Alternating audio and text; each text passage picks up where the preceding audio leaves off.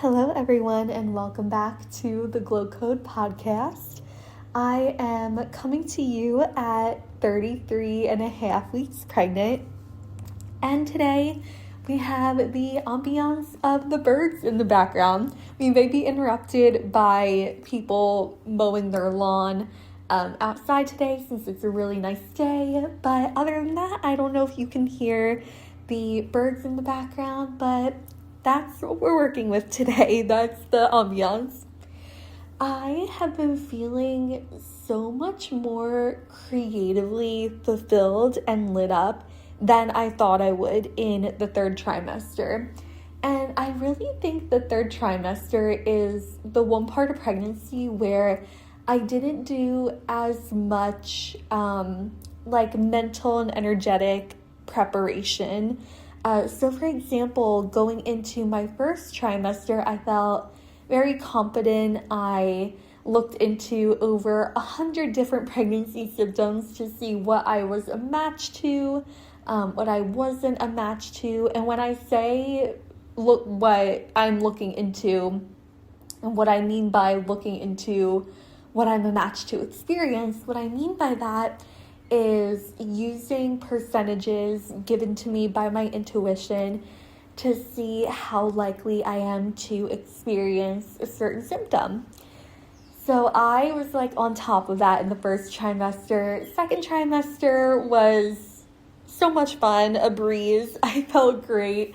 And then going into the third trimester, I really had to check myself because I'm sure if you're a mom in this day and age, or if you're pregnant, you've probably gone on TikTok or Instagram and have seen the third trimester videos where it's like, oh my God, I'm so tired and my back hurts and all these things. And yes, I am a little more uncomfortable than I would typically be, especially if I just need to roll out of bed in the middle of the night and go use the bathroom.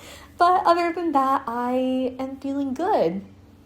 And I am in this really interesting state of mind and in my energy where I just feel very excited about what is to come.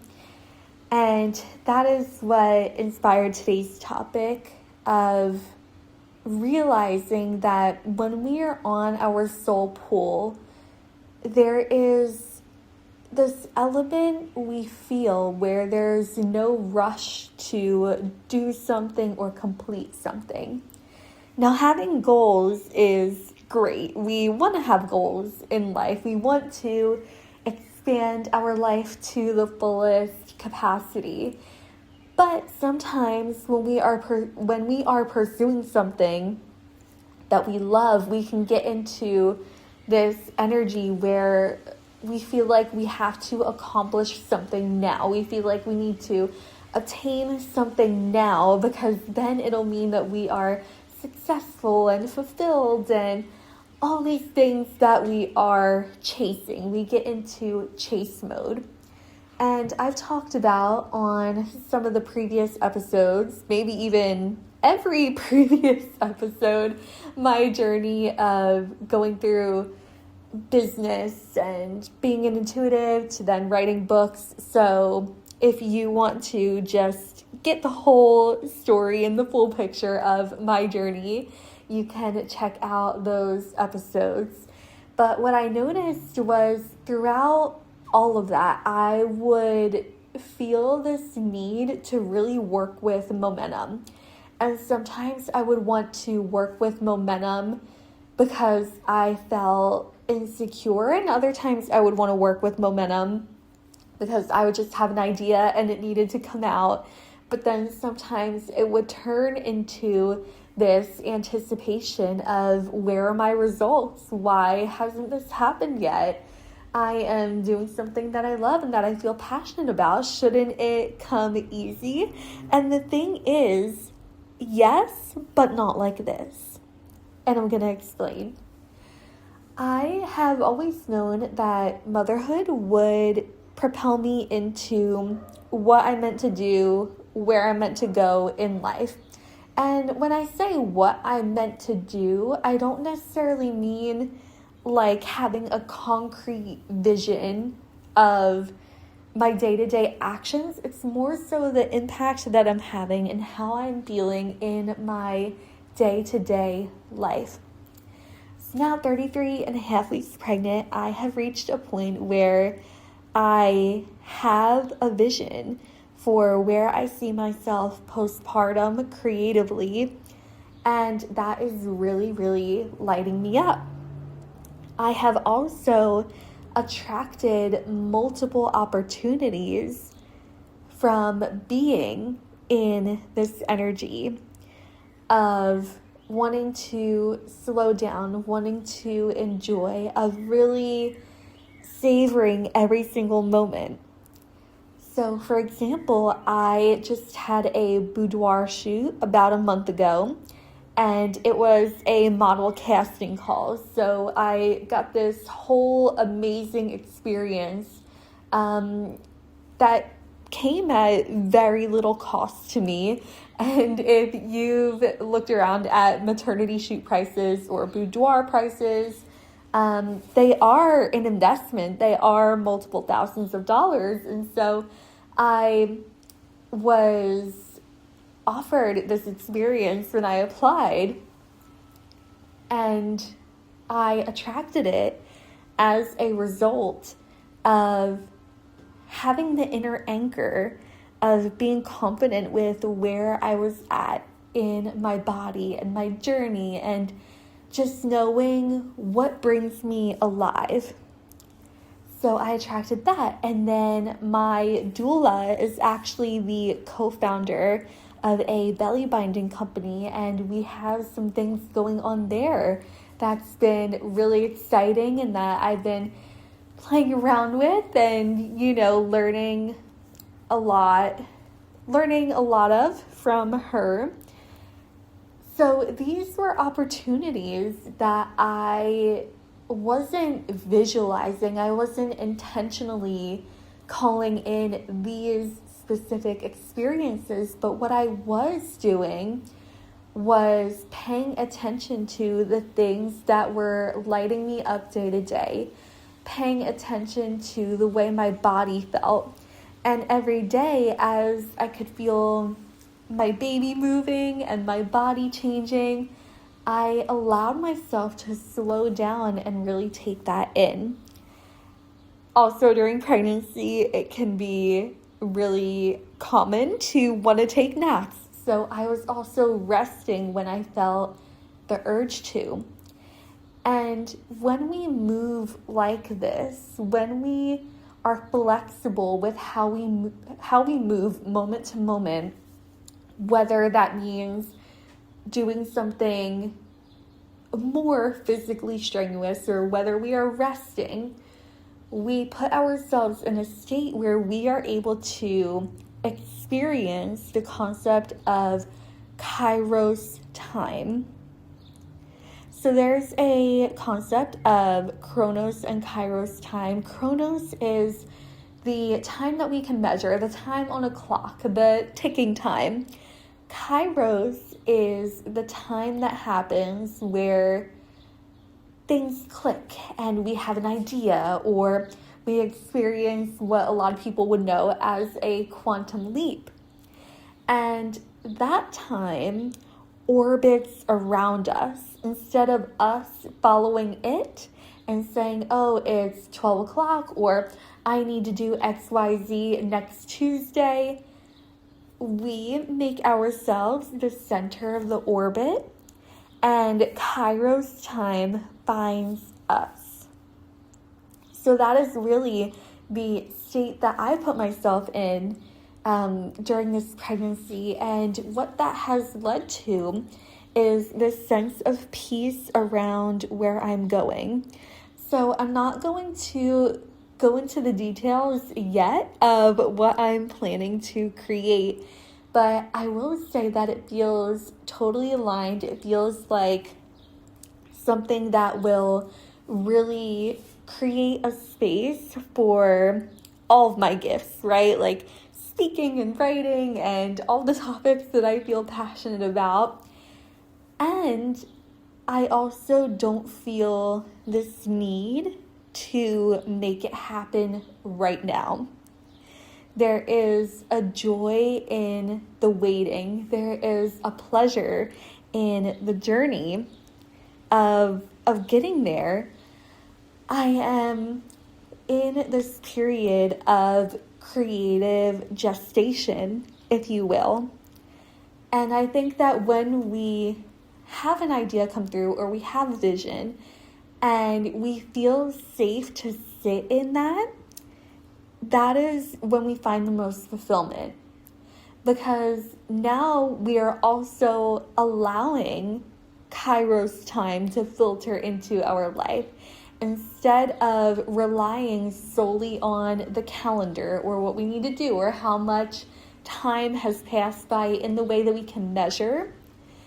We're able to pull back and we're able to allow time to work for us.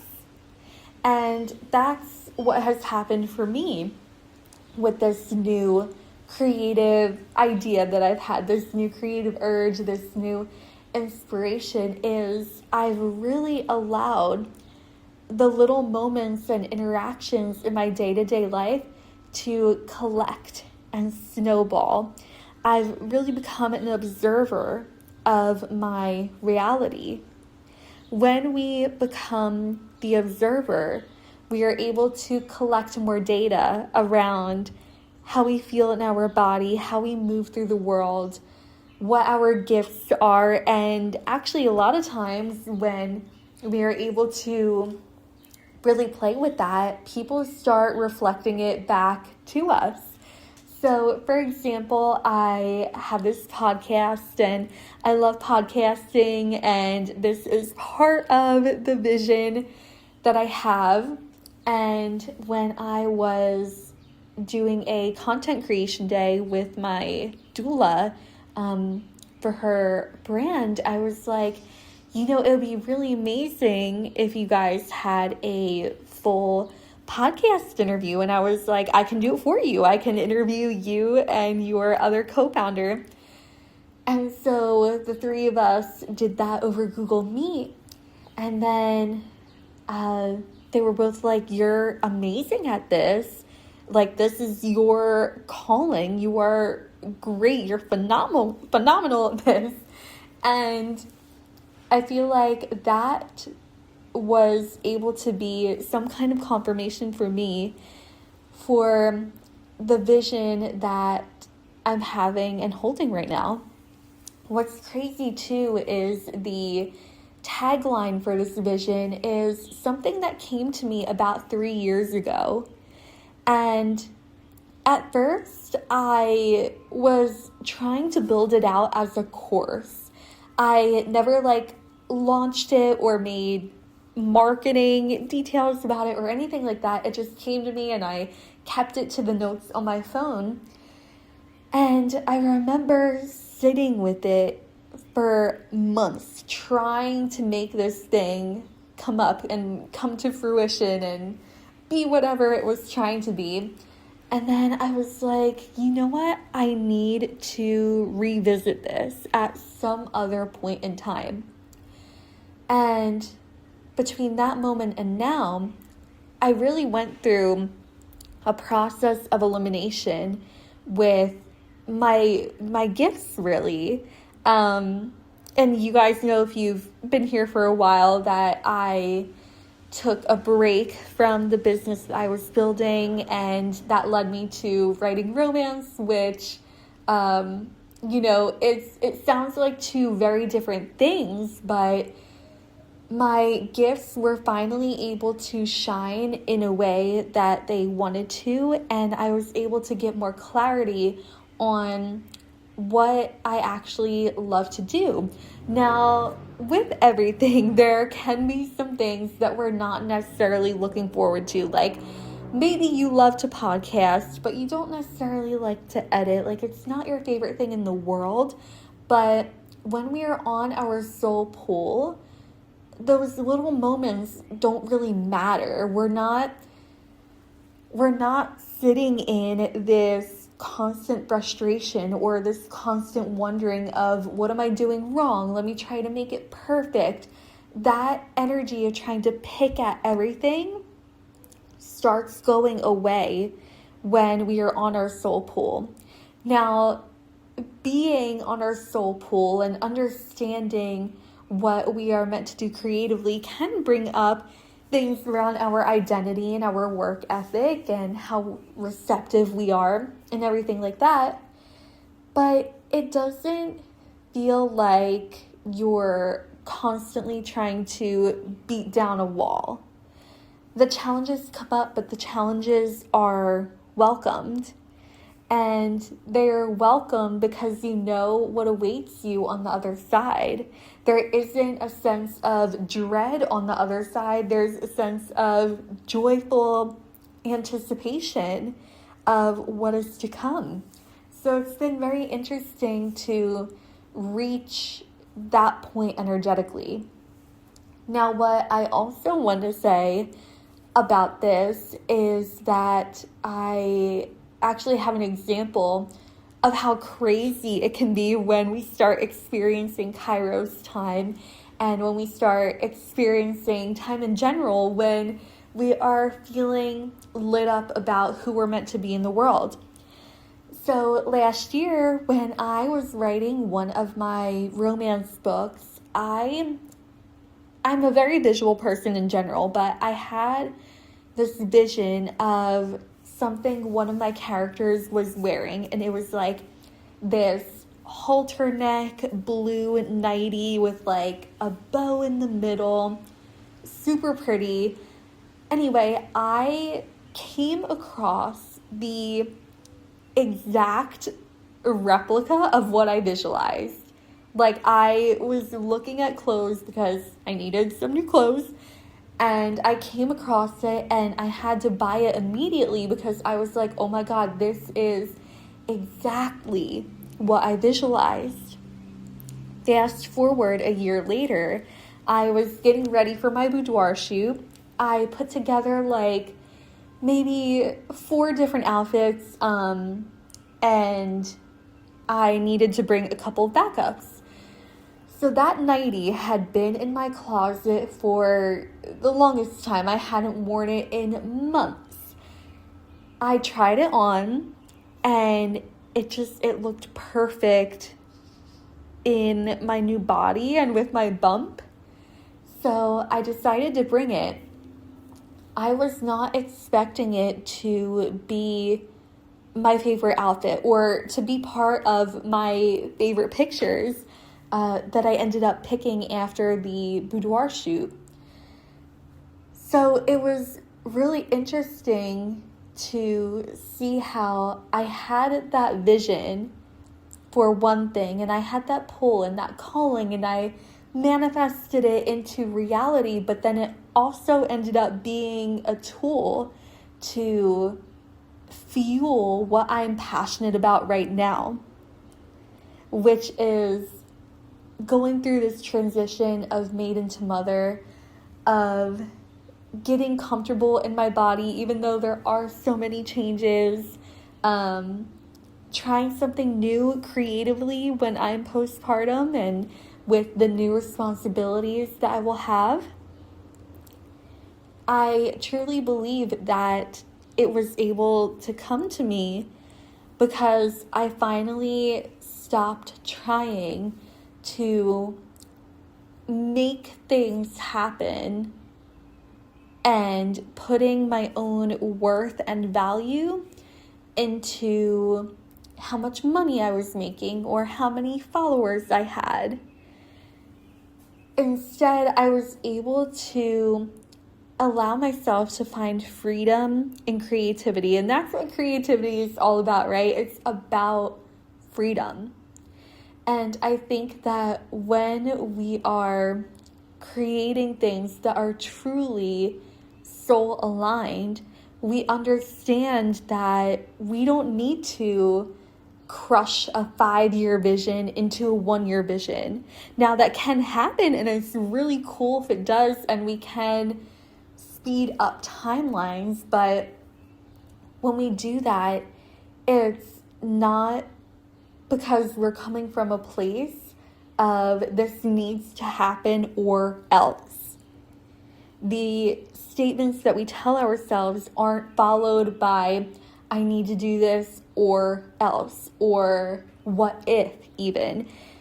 There isn't this confident statement and then a contraction afterwards, something that pulls you back and makes you want to hide or shrink. Instead, it's like a flower blooming. One petal opens, and then another, and another, and the flower is fully open by the end of the day because it welcomed in so much sun and nourishment. So when we follow that nourishment, we are then able to become a magnet for the people, the collaborations, the circumstances, the money that support our vision and what we want to do in the world. I hope this episode landed for you guys. I think we're going to try to get one more episode in before I deliver. I have just been popping on this podcast lately in this pregnancy when I'm really feeling the inspiration.